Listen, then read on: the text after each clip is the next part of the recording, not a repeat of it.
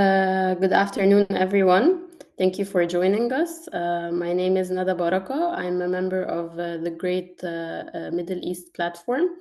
I'm also the founder of BAINA, which is a company based in the Netherlands that aims for Euro-MENA collaborations.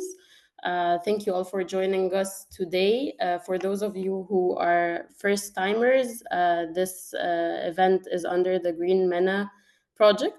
And the Green MENA Network is an initiative by the Greater Middle East Platform. It maps sustainable actors in the Middle East and North Africa to connect, facilitate, cooperate for a green future. During this event in particular, we will explore how the knowledge export from Dutch institutions takes shape in the practice of our cooperation with countries in the Arab world and North Africa. Specifically, how do Dutch stakeholders ensure that they offer and export knowledge that is relevant to their partners in the SWANA countries? How is success measured beyond immediate project outcomes, and what is the long-term impact of these collaborations? Today we have two speakers with us, Wasim Baini, which is the manager of the international cooperation of MENA at Wageningen University and Research. Wasim is a Dutch-Lebanese professional with extensive experience working for the private and non-profit sector in challenging environments in Africa and the Middle East. He is managing the international cooperations and relations for the Middle East and North Africa region at VER in the Netherlands and developing new leads to increase the international reach in the field of education, research, and value creation in the MENA. We also have Khalid Saad, who is the senior expert of wastewater management for the MENA region at Waternet. Khalid is currently involved in Waternet's projects in Jordan and Palestine. Together with the Yarmouk Water Company in Jordan, he coordinates activities to establish an asset management system and maintenance process. Within Waternet's Blue Deal partnership with the Palestinian Water Authority, Khalid collaborates with the newly established water company in the North Hebron region. The aim of this multi-annual partnership is to develop the long-term vision, policies, and strategies for effective wastewater management. So welcome to both our speakers, and I'll also give the floor now to Wasim to briefly go over the topic that we mentioned.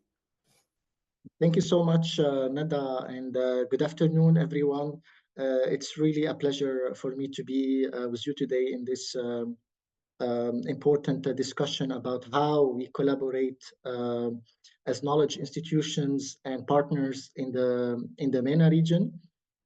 The Netherlands, as we all know, has a long tradition in developing and exporting knowledge in agriculture and water management fields in which we have built a global reputation for innovation and sustainability. Wageningen University and Research work closely with partners in the Arab world and North Africa, not only to develop locally relevant knowledge, but also to think about how we could have long-term impact. So we aim to contribute to a world free of poverty, where agriculture, water, and environmental resources are managed sustainably and equitably. We all know that the Dutch government has integrated in the previous year its aid agenda with a trade agenda, meaning that much of the knowledge we export is done through not only commercial collaborations, but also via humanitarian and development aid interventions.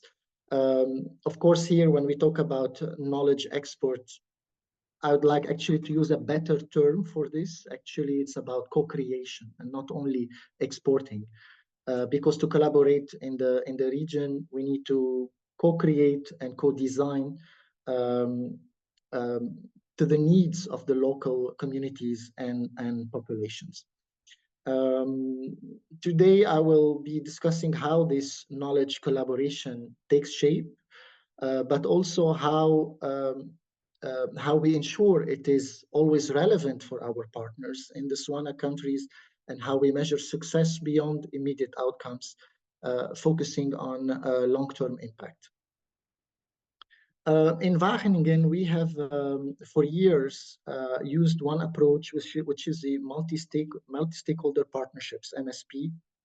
For those who are interested, you can download the guide and the approach from the Wageningen website, from the Vuur.nl website. It's a key methodology approach developed by our experts and researchers. And with this approach, we foster a collaboration between a range of actors, like the governments, farmers, researchers, civil society members, and the private sector. And I also mentioned before, it's about co-creating solutions tailored to the specific regional needs. For instance, I give some examples from Egypt and Tunisia, where water scarcity is a pressing issue. And one of our big programs, like the Wageningen Water Productivity Improvement in Practice, it optimizes water use for agriculture, improving yields while conserving scarce water resources. This approach, bringing all stakeholders on the table, discussing the issues, trying to find solutions, but also integrating cutting-edge technologies like sustainable irrigation systems and saline agriculture with local knowledge. Because not only we bring knowledge on the table, but also we learn from locally from the farmers about their issues, and we try to tailor the interventions to be more effective and culturally relevant for them. So again, co-creation is at the heart of the methodology. Local stakeholders like policymakers, researchers, and farmers, they actively shape the outcomes of the project through living labs and multi-actor networks. These platforms actually allow to adapt agroecological practices to the local context, leading to sustainable agriculture systems that are resilient to challenges like climate change, salinity, and other challenges. In Morocco at the moment, I give a very strong example of co-creation.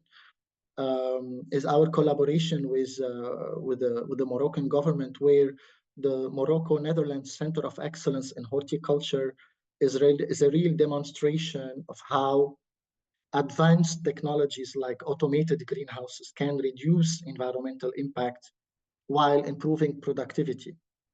But this very strong collaboration between the private sector, the farmers, Dutch companies, Moroccan companies, and our researchers and the local researchers can help pave the way for a very long-term impact. Another element I would like to talk about is capacity building. It's a key component for ensuring the long-term success of all our programs and projects. So we focus on equipping local professionals, farmers, engineers with the knowledge and the skills they need to maintain and expand on innovations introduced during the projects. One of the examples here that I would like to mention is in Iraq, where water scarcity and soil degradation is limiting the agricultural productivity. Our climate smart irrigation training programs for the policymakers, for the civil society, are empowering a new generation of professionals to tackle these challenges. But it also goes beyond technical training, because we aim to build entrepreneurial capacities, business development, because policymakers and civil service need also to work with the private sector. So without the entrepreneurial capacity and having the basic knowledge in the technical trainings, local actors can, of course, further drive innovation and adoption at scale. Another element that it is important in our work is also monitoring and evaluating. So we have also developed tools like SWAP and MetaSWAP, which allow for continuous tracking of water and crop productivity, ensuring that the positive impacts of these interventions are sustained well beyond the project's conclusion. But this is, of course, from a technical aspect is important, but also the governance structures around programs. How can we ensure long-term sustainability if the local actors are not shaping the design, but also contributing to the implementation? So we need at both levels, from the technical, but also the governance need to be monitored and evaluated periodically and also on a yearly basis. It is also important to mention that how can we ensure success beyond immediate outcomes.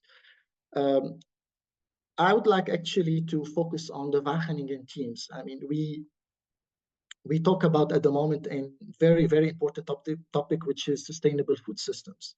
How can we ensure that the food systems topic is aligned with not only the local agenda, but also making sure that the governance of the food system is taking place in the right way. So we need to start always by an analysis of the food system in a specific country.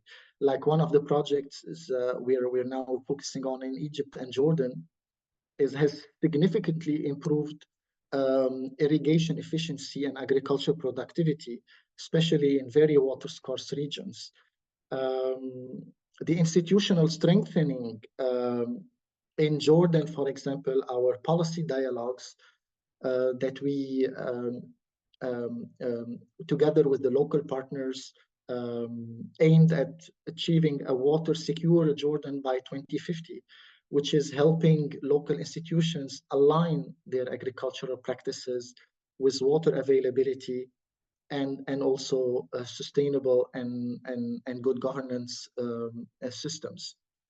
The climate smart agriculture practices, such as vertical farming and automated greenhouses, are projects that are helping to mitigate the effects of extreme weather patterns while enhancing food and nutrition security. We talked about the Dutch aid and the trade agenda, and of course, definitely it was a good approach, but it also has its own limitations, and there are a lot of criticism on this. How can we ensure that the integration of development aid and trade is successful? Definitely, it creates mutually beneficial relationships. Dutch expertise addresses urgent challenges like water scarcity and food insecurity, while at the same time, it opens a new market for Dutch companies. I think the example I gave in Morocco is a very good example. By establishing centers of excellence and fostering educational programs, we can help better the countries in the MENA region and the SWANA access cutting-edge technologies such as, for example, biological pest control and sustainable farming system that not only increase agricultural productivity, but can also reduce environmental impact. But at the same time, I talked about limitations to this. So actually, we need to assess better the learning from both sides. And through our programs, it has been evident that, again, co-creation is a driver of success. Without co-creating with the local stakeholders, no long-term impact can be achieved. Solutions, they have to be inclusive and context specific to each country and even to each region, which reflects the cultural, economic, and environmental reality of the region. One of the lessons learned that I think it's also important to mention is collaborative learning and adaptation. We need continually refine our approach, making it possible to achieve sustainable development and actually lay the groundwork for long-term resilience. Without co-creating, I don't think solutions are relevant. Local ownership, adaptability, It serves as a blueprint for water-scarce regions across the world and the SWANA countries. So in conclusion, Dutch cooperation, agriculture, and water management, it really exemplifies how knowledge transfer, co-creation, and capacity building can create positive long-term impact. Through this integrated approach, we are really helping communities in the region become more resilient and sustainable for the future. Thank you. Thank you. Thank you, Asim. I now give the floor to Khaled.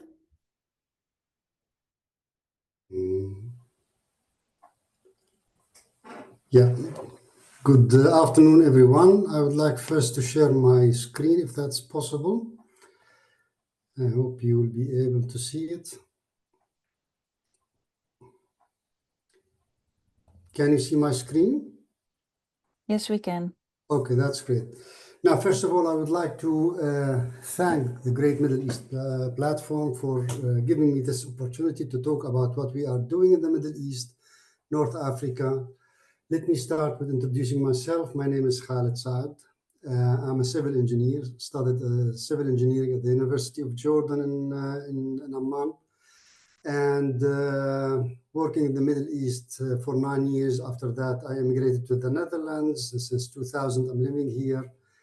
Now I'm working as senior expert wastewater management at World WaterNet, the water cycle company of the city of Amsterdam.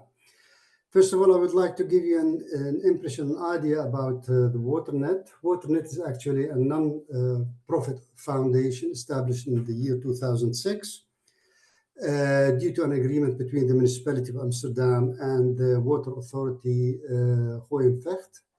It's actually the executive agency for the water cycle tasks in the city of Amsterdam and surroundings. We are serving like 1.3 million people, and it's the only organization in the Netherlands that is dealing with whole water cycle management. Maybe you have an idea about the water management in the Netherlands, a little bit complicated. There are many stakeholders and players. With every stakeholder has its own responsibilities. But in the WaterNet, we are having the whole water cycle under one umbrella. While World WaterNet, you might see it as the Department of International Cooperation at WaterNet. It's actually also a non-profit organization with independent board of directors.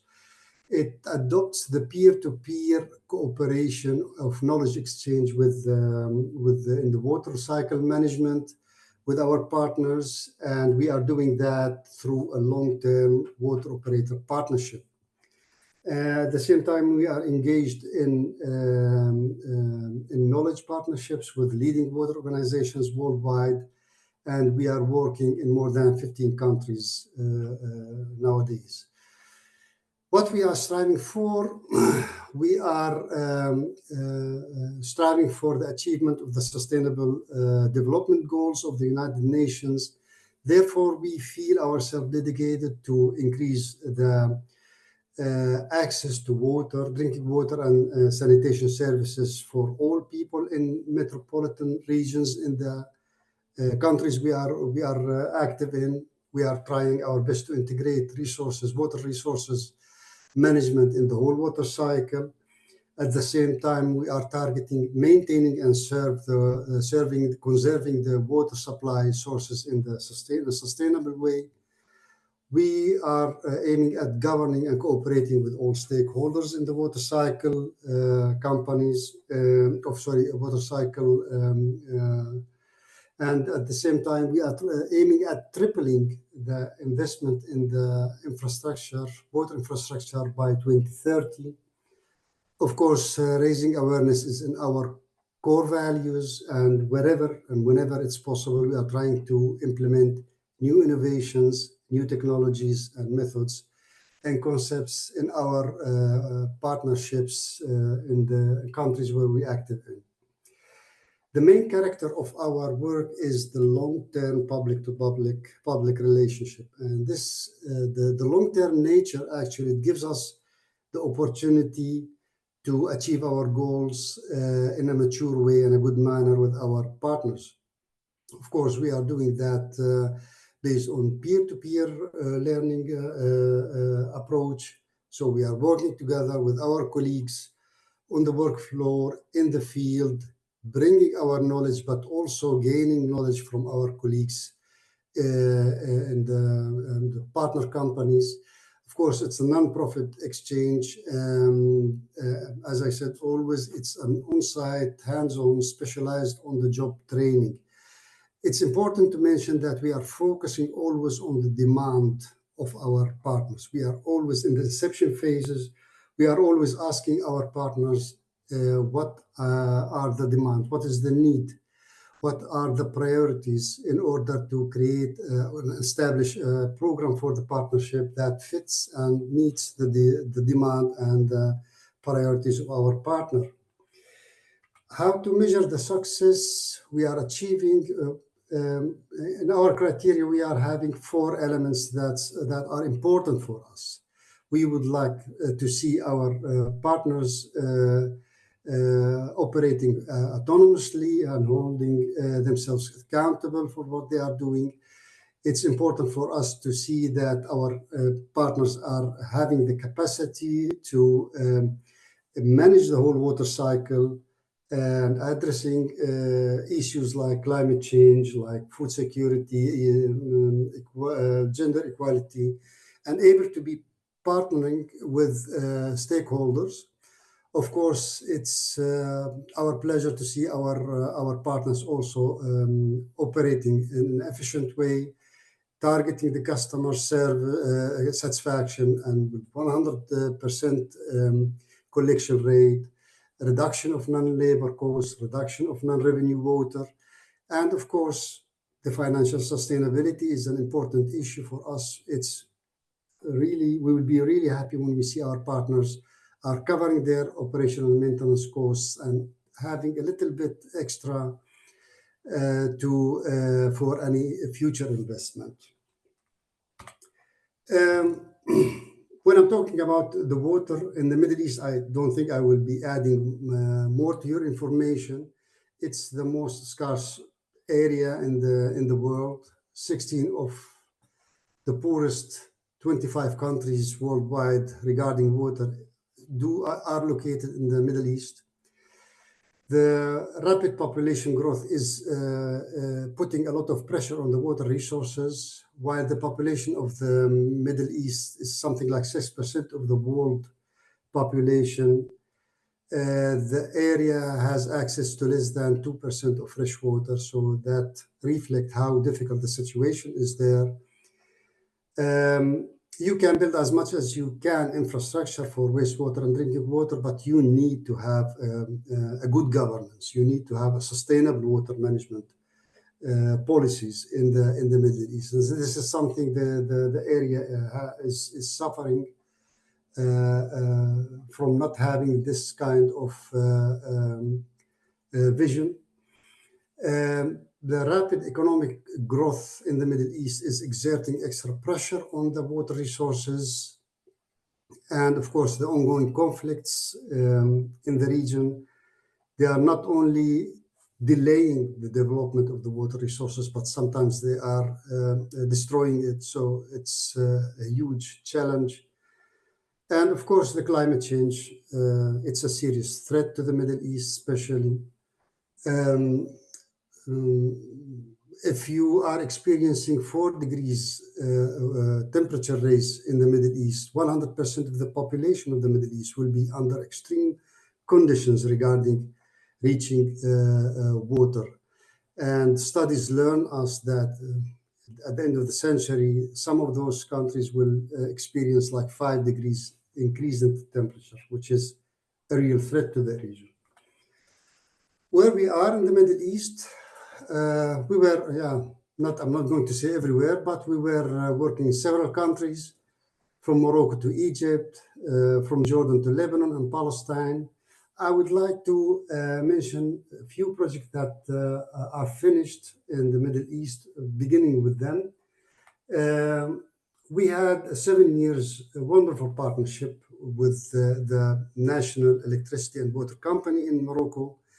We were aiming at improving the drinking water quality and the sanitation services in the Rabat area. Also, we were in Egypt for like a generation long, for 17 years, between 1999 and 2016.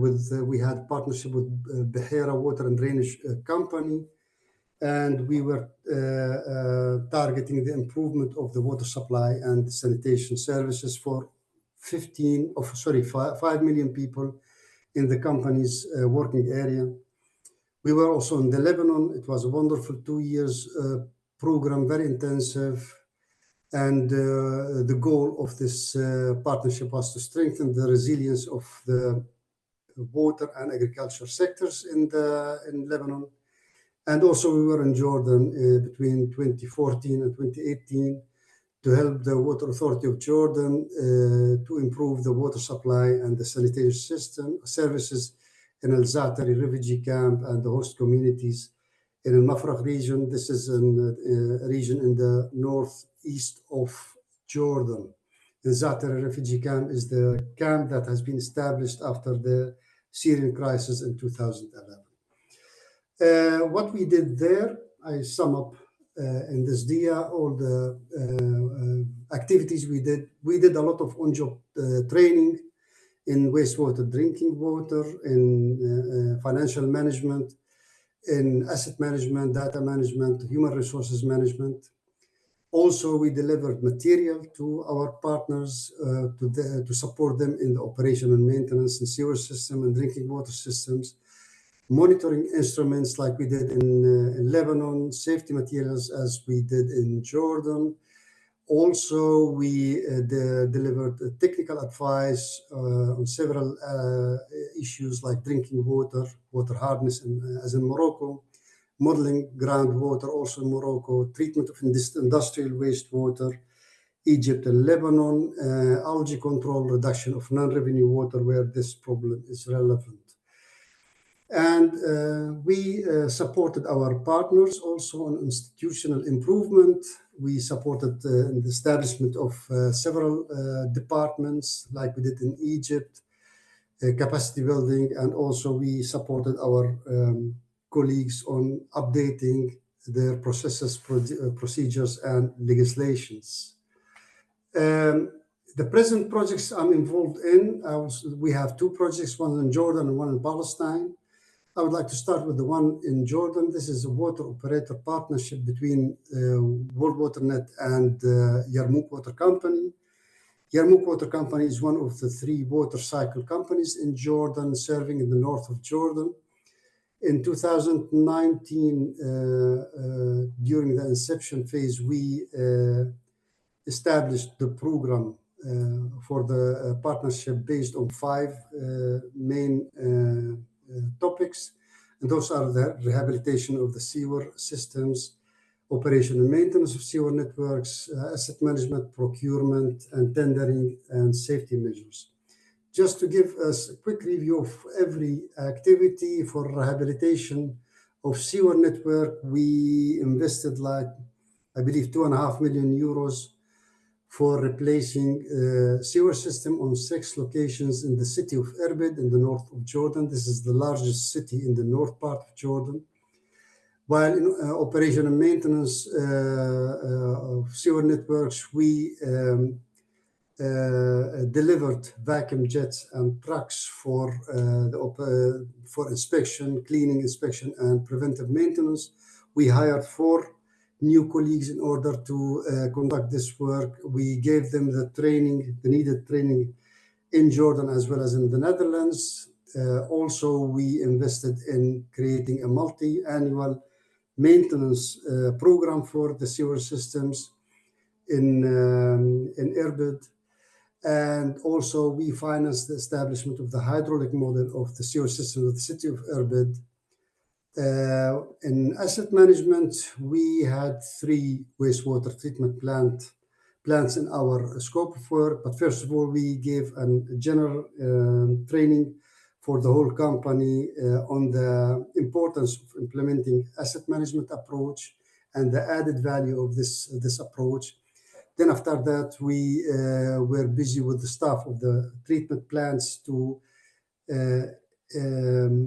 to analyze the functioning of those plants and the assets in those plants. And we managed to create 3 asset management plans and derived from there the operational maintenance programs and the costs needed for the coming 15 years. Also, we gave insight in the investment needed for the coming 15 years in those plants in order to maintain the level of service. In procurement, we supported our partners to update and sharpen their procedures in place, also trained the staff in procurement and tendering. And in safety training, we supported our colleagues to implement the safety procedures and COVID-19 measures. A snapshot of the activities we did: preventive maintenance, replacement of sewer system, many asset management sessions, delivery of material. Our second active project is in Palestine. We have a partnership with the Palestinian Water Authority in Ramallah since 2019. This partnership should last up to 2030 and is financed by 2 Dutch programs, the Blue Deal program and the Waterworks program. Together with our partners in Ramallah, we chose for 2 pilot areas of 2 areas to implement our partnerships in. And those are the municipality of Salfit in the north part of the West Bank and North Hebron in the southern part of the West Bank. Of course, the topics we are focusing on, as I said, the on-job training, so trainings in different disciplines like GIS, non-revenue water, asset management, operation and maintenance, capacity building. Also, we are focusing with our colleagues on determining the new cost recovery mechanisms and the 3-step approach toward sustainable sanitation. Of course, we are supporting our colleagues on improving the financial sustainability through the cost recovery. And because the water sector reform is of great importance for Palestine, and it's target number 1 for the Palestinian Water Authority, we are supporting our partners on institutional capacity building and organizational improvement and human resources management. Those are 2 tables that are showing different kind of activities and tasks for the year 2023. Those are not the final results, but at least you can have an idea of where we are busy, what kind of activities we are implementing. What I would like to highlight, and this is one of my favorite activities, actually, favorite tasks in Palestine, was the delivery of the decentralized wastewater treatment plants in Palestine. I would like to highlight it in a separate dia.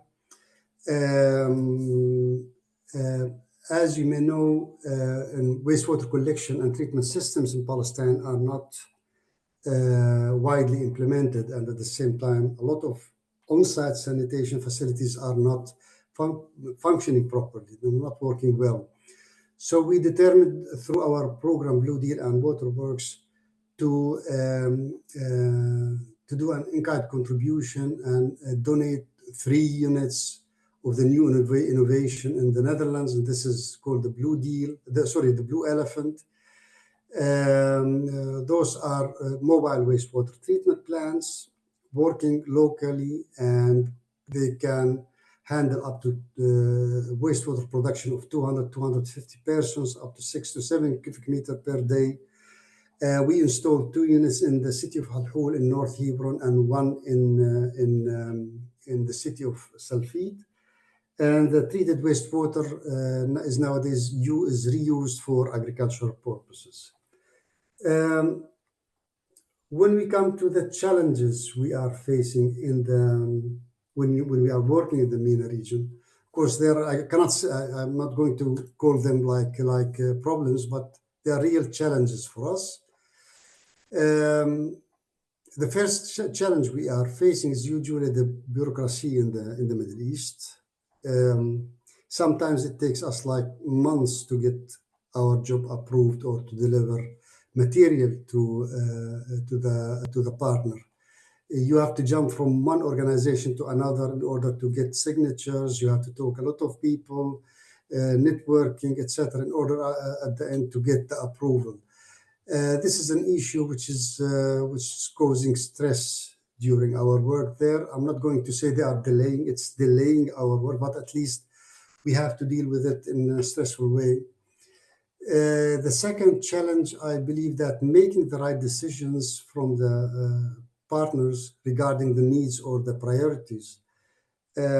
When we are in inception phase, we are talking to our partners, usually the management layer of the company, trying to determine what kind of needs, what kind of priorities they have. But while implementing the program and on the work floor, talking to the employees who are doing the job in the field, we come after that there are other priorities which are really more count. So we are asking our potential partners always to harmonize and coordinate to come up with a definitive list of priorities and demands of needs, which is actually matching the reality in those companies. One of the issues we are facing also the cultural differences between the Netherlands and the Middle East, North Africa, which demands intensive communication and contact between both teams. We are trying to overcome such kind of challenges by benefiting the qualities we are having at the Waternet and Waternet of colleagues who are working at Waternet, but they are from the MENA region origin. This helps a lot in facilitating and bridging the communication between both parties. Also, one of the challenges, I believe, that benefiting the existing communication channels, the two active projects in Jordan, they were initiative from our side. We contacted the Ministry of Foreign Affairs in the Netherlands, from there to the embassies, and we gave the embassies the assignment to contact the potential partners in the target countries. And it took us long time until we were able to get in contact with our partners. I would like to see the other way around. I would like to see our partners in the Middle East also in a proactive attitude, trying to reach out and searching for possible cooperation in the future. And of course, the political climate in the region, in the Middle East, North Africa, and also in the Netherlands is also a challenging issue for us. I'm leaving in 3 days. I think on Saturday, I'm leaving to Jordan for the next training session for the Palestinian colleagues. We are not able to travel to Palestine, unfortunately. So what we are doing now is to bring our colleagues from Palestine to Jordan, and we will travel also to Jordan to conduct our training on asset management. This is the only way to meet them. I hope shortly we will be able to visit them in their hometowns, but at the moment, unfortunately, we have to do it like that.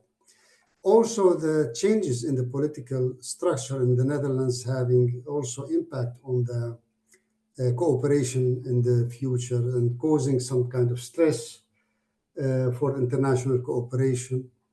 We are overseeing that, and we are trying to find other ways and other mechanisms in order to not only to maintain our present projects, but also to create new partnerships in the future, searching for budgets and funds from maybe internationally in this case. This was my story. Thank you very much for the good listening. I hope I was not long. I hope I was able to inspire. And at the same time, I'm curious about your experience about the cooperation between Middle East, North Africa, and the Netherlands, and specifically, and with Europe in general. Also, your opinion about the problems we are you might face when you are doing business with the MENA region. Thank you very much, and I'll give the floor back to Nada to take it over from me. Thank you, Khaled. Thank you, Khaled, and thank you, Wasim, again. I'd like to remind everyone joining us that you can ask your questions in the chat for the speakers. Maybe, Khaled, I have a follow-up question for you. If you can specifically tell us about how does WaterNet tailor its waste water management expertise to local needs in the countries that you worked with? Kind of to gain a focus on the export of knowledge from Dutch institutions to the MENA region.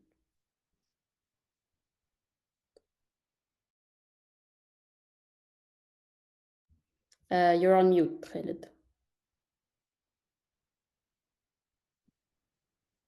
Yeah, can you repeat the question, Nada, please? Yes, sure. So basically, we want to kind of focus on the export of knowledge from Dutch institutions to the MENA region. So I'm curious about how does WaterNet tailor its wastewater management expertise to local needs in the countries that you've worked with, and maybe if you have an example about how you contextualized or localized the wastewater management that comes from WaterNet as a Dutch institution to a MENA-based country. Yeah, as I said, when we get in contact with our potential partner, we will have deep discussions about the water situation of the company, and we made some kind of evaluation of the capacities the partner is having at the moment. And together we determine the shortages in the knowledge and in the material by our partner. And after that, we are making use of the knowledge we have at WaterNet itself. So World WaterNet is just a small department of 15 or 20 people working there. But we are making use of the knowledge we are having at the WaterNet itself. WaterNet is the water company of Amsterdam. They are having a huge knowledge, practical knowledge and theoretical knowledge regarding water and wastewater management. We are, let's say, borrowing those colleagues from WaterNet on short mission terms to join us during the missions we are doing in Jordan. Like for example, we are having a mission in a few days, new mission in Jordan and Palestine. There are 6 or 7 colleagues from WaterNet itself. Those colleagues are specialized in operation and maintenance for sewer systems.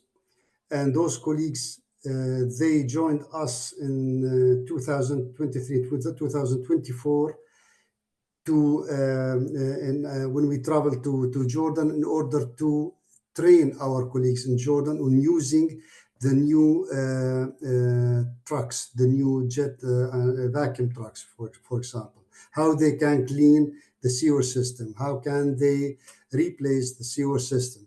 So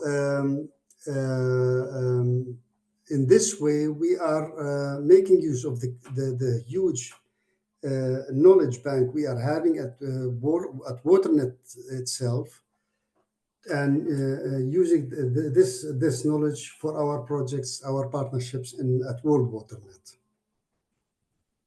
Okay, thank you, Khaled. I'm also curious because you mentioned that you wish that local partners in the MENA region would initiate more or would have their own ideas, let's say. How do you think WaterNet can encourage them to do so? How can you kind of encourage them to start the initiation process from their side? I think it should come from both sides, of course. At the end, I believe that our embassies, the embassies of the Netherlands, they are, let's say, our contact offices in the region. Like in Egypt, for example, the embassy there issued a report about the water sector in Egypt, with the potential chances and opportunities for the Dutch water sector. Socializing with those companies, talking to those companies will help them to come up with ideas for new partnership. But the problem is the attitude in the Middle East is now I'm sitting and waiting until the donor is coming, which is, yeah, it's just passive attitude, I believe. What I'm telling also the colleagues in Jordan, in Palestine, but also I met a lot of colleagues from Egypt, from Morocco, from Algeria. And if you have ideas about improving your work and work processes, contact us. Just look for us in order to discuss this with you and try to turn your idea to a concrete partnership.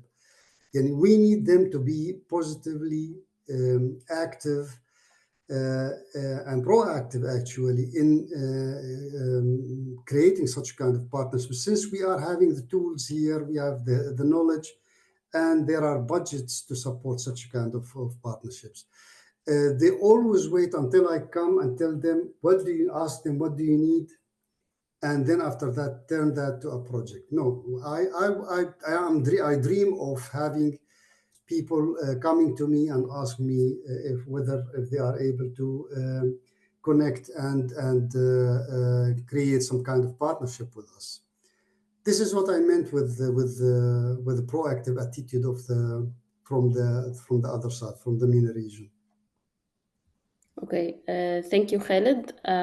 For Wasim, we have a similar question in the chat. Are partners also coming to Wageningen through the embassies in the region, and how are the projects financed? Actually, it can be both ways. So it's either via the embassy, via the agricultural counselor, or directly. They can reach out directly to me and to my colleagues. All our contact details are in the website, and our partners can reach out directly. And how are these projects financed? It can be financed by the Dutch government, or EU, the European Commission, or private companies, or it can also be via development banks, the World Bank. For example, we have now one of the projects in Jordan on post-harvest and valorization of side streams, financed by the World Bank. And we have now new collaboration with the Islamic Development Bank that are starting soon. Okay, great. Thank you, Wasim.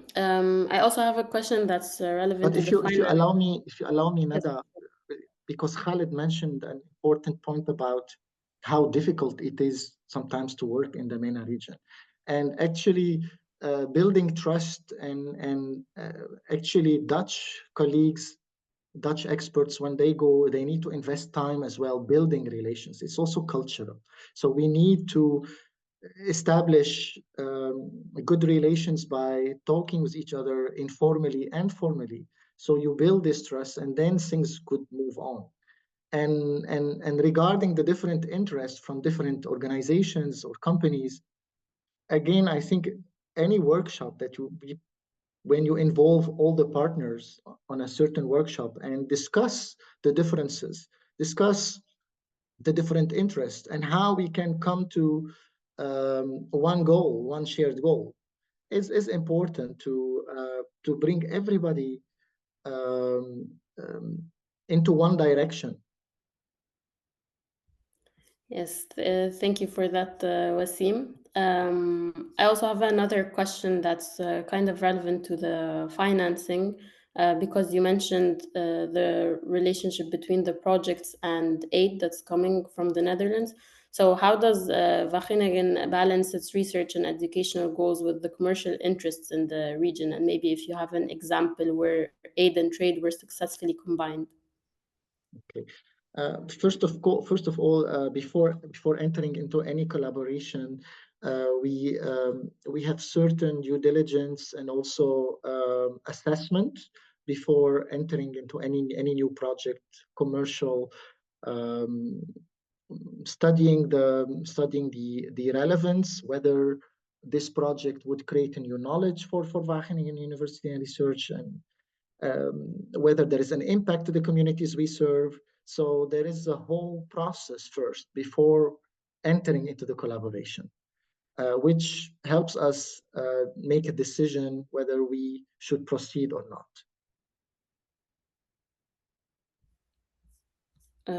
Okay, great. And what happens after that?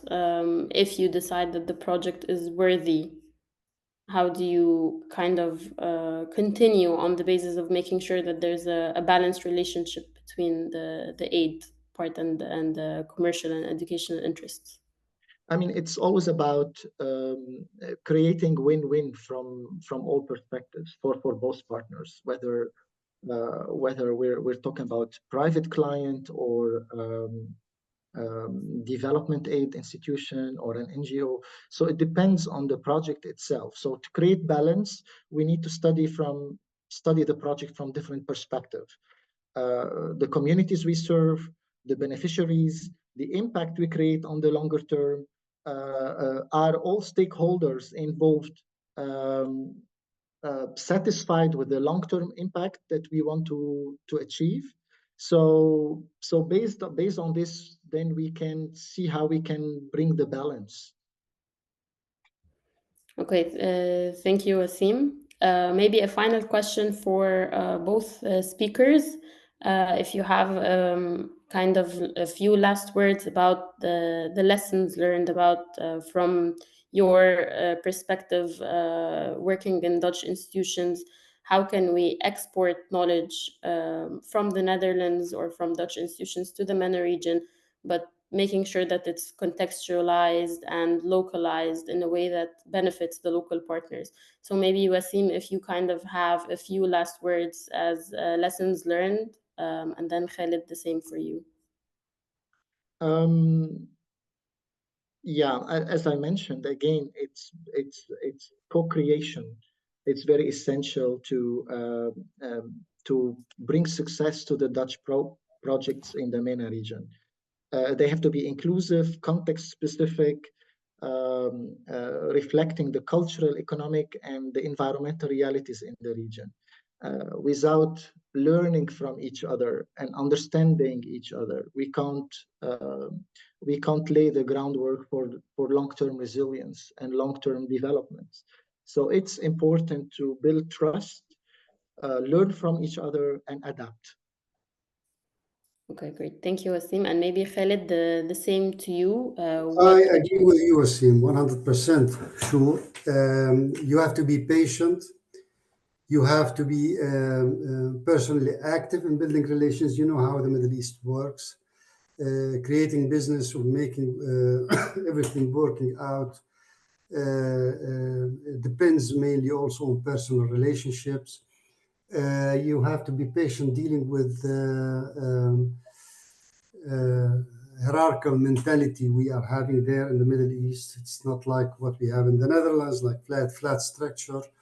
You have to work long term and try to understand each other, and all of that within the framework of we are cooperating, we are learning from each other. I dare to say that I learned a lot from my project in the Middle East. While I worked there for like 9 years, but now I'm looking at the Middle East from another perspective, and I'm able to learn from my projects there while I'm dealing with both parties. So I agree with what Wasim already mentioned, and as I said, be patient and give it the chance. Try to invest in personal relationship with the partners, and always try to make benefit of the colleagues of the Dutch qualities you are having from MENA region origins, They will help facilitating the communication. A lot of people there, they don't speak English, so they prefer to talk to you in Arabic. They are expressing themselves better in Arabic. So they are, sometimes I see that they are much more than glad to talk to me, explaining their pain points than in English. So it helps to use such a kind of bridges between both cultures. Okay, thank you, Khaled. We also have another question in the chat for Wasim. You mentioned centers of excellence as good example of successful knowledge export.